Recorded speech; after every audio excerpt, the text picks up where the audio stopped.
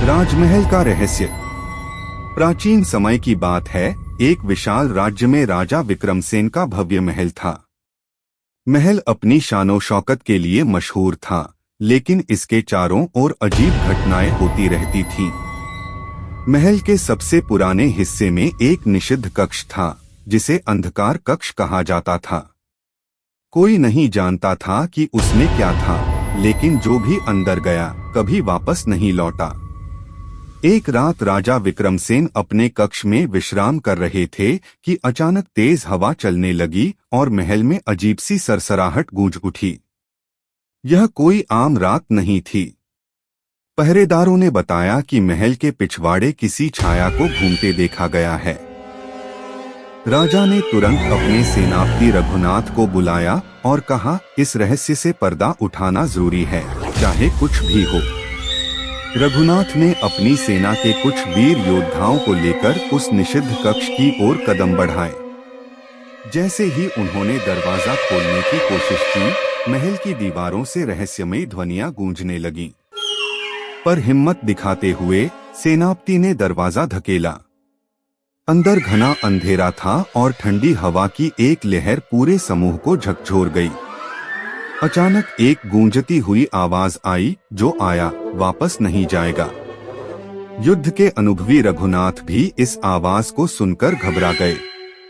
तभी एक सैनिक ने मशाल की रोशनी में देखा कि कक्ष के बीचों बीच एक पुरानी पेंटिंग टंगी थी, राजा विक्रमसेन के परदादा की। लेकिन पेंटिंग की आंखें मानो उन्हें घूर रही थीं। तभी एक जोरदार झटका लगा और महल की दीवारों से दरारें पड़ने लगीं। कक्ष की जमीन हिल उठी और अचानक पेंटिंग के पीछे एक गुप्त मार्ग खुल गया। राजा को इस घटना की सूचना दी गई और वे स्वयं वहां पहुंचे। जैसे ही राजा अंदर घुसे, उन्होंने देखा कि गुप्त मार्ग के भीतर एक विशाल कक्ष था, जिसमें ढेरों खजाने और पुराने शाही दस्तावेज पड़े थे।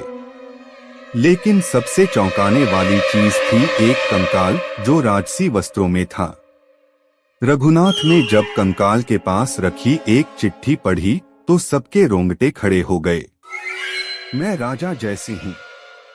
मुझे मेरे ही दरबारियों ने धोखा दिया और मुझे इस कक्ष में बंद कर दिया गया। जो कोई भी इस रहस्य तक पहुँचे, कृपया सच्चाई को सबके सामने लाए।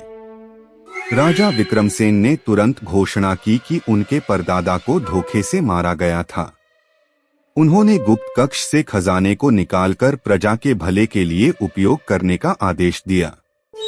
लेकिन महल में अब भी रहस्यमयी आवाजें आती थीं। कुछ कहते हैं कि राजा जयसिंह की आत्मा अब भी वहां भटकती थी, न्याय की तलाश में।